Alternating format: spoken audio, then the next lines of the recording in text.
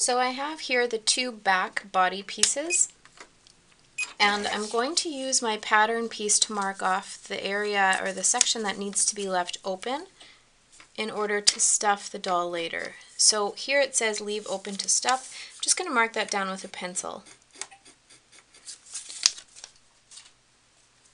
And I've pinned the right sides together. Now you can either use a matching color of thread, or I use a cream color for the whole doll usually because that's the muslin color for the face and the arms and the legs. Using a 1/4 inch seam allowance, we're going to stitch along until we get to that marked off section.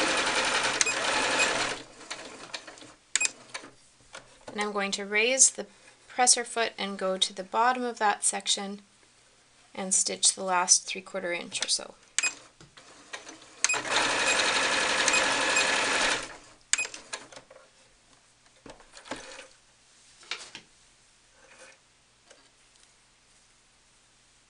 After you've snipped the threads, you can press that seam open, leaving a gap to stuff.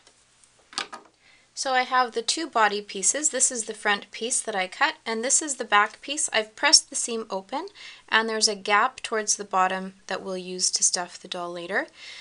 Each of these pieces needs to be put right side against one of the head pieces. So this will be for the back of the head piece. You can pin if you like. I usually just hold it in place and stitch a 1/4 inch from the edge.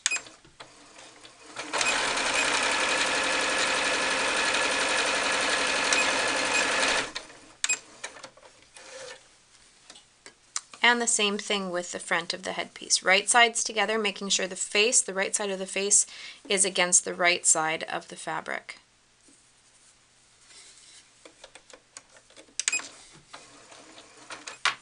I'm going to iron each of these seams downward so that the headpiece is flat and the body piece folds over. So I've got the hair pieces. I've changed my thread to a matching color for the hair. And I have the back piece, the front piece, and then I have the two top knot pieces. So for the two top knot pieces, you can see in the pattern there's a swirl. I'm going to sew each of the pieces separately. I'm going to sew a swirl into them for detail in the top knot.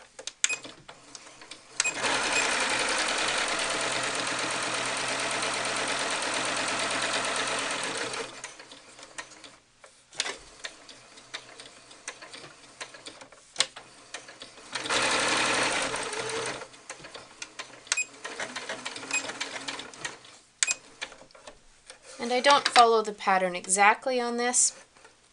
I just like to see a little bit of detail so that it gives the image of hair that's been wrapped into a bun. Once I've got both top knot pieces sewn with a swirl, I'll put them side to side, or right sides together if you can tell. If you can't tell, it doesn't really matter as long as you match them up again. And so about a 1/4, actually more of an 1/8 of an inch around from the outside, you're going to sew around the top knot and then turn it inside out or right side out and stuff it with some fiber fill so that it gives a nice bun for the top of the ballerina's head.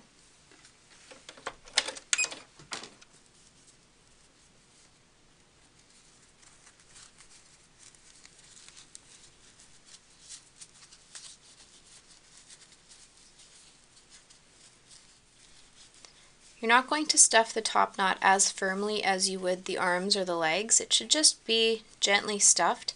And then once you've stuffed it, you can just baste the bottom shut to keep the fiber fill inside.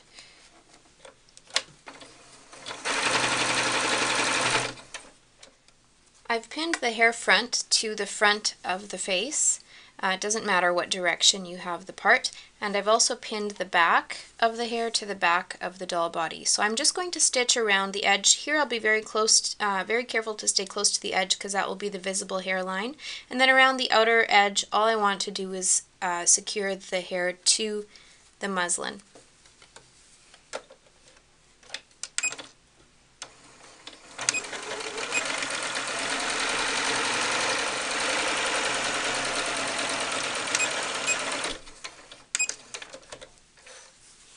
For the front of the doll, I would start by going around the outer perimeter, and then I'll finish off by stitching very close to the edge on the inner part of the piece to stitch the hairline. That will be visible, so I'll be very careful to stay close to the edge on that seam.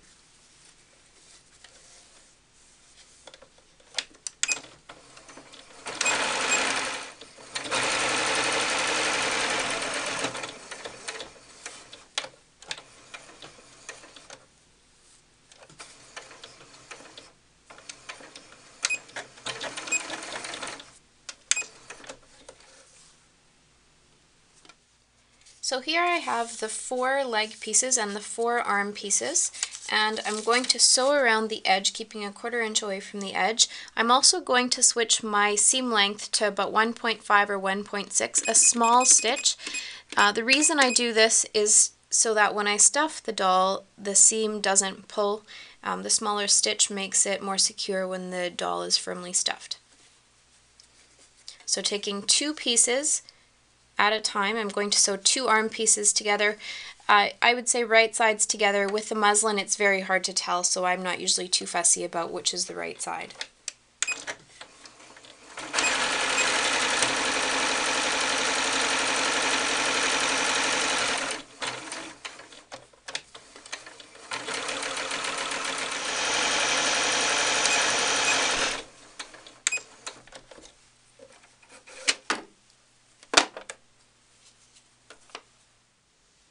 So I've sewn around the edge of all of the arms, both arms and both legs, and I've already turned one arm and one leg.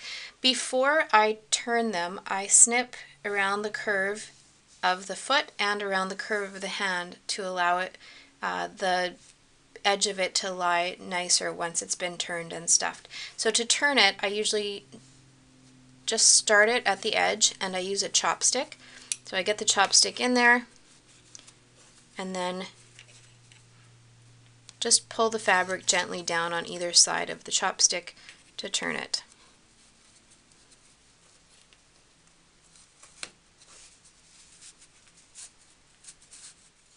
Same thing with the hand.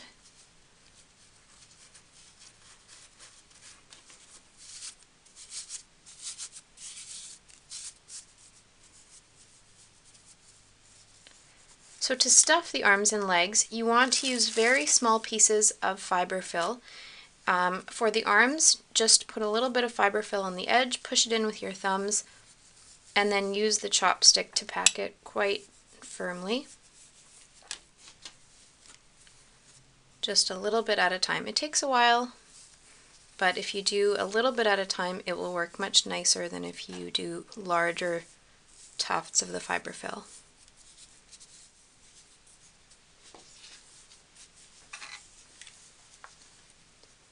For the legs, I have created a handy tool to stuff the legs. I took a small bottle of nail polish remover and cut off the bottom of it, and this is about a 3/4 inch diameter, and that fits nicely into the end of the leg, which allows me to funnel the polyfiber fill into that leg, again using very small tufts.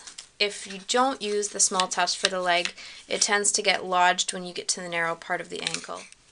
So I've finished stuffing the arms and the legs. I'm just going to show you how close to the top I go. For the arms, I go fairly close to the top, and what I'm going to do for all of these limbs is I'm going to just baste across the edge to secure them. For the legs, I stop about just over a 1/2 inch from the top. Because they're a little thicker, you need a little more room to work with, and when you baste these shut, you want to take the center seams and match those together rather than like the arms, the centers or the seams are on the sides. For the legs, it gets basted with the center seam down the middle of the foot.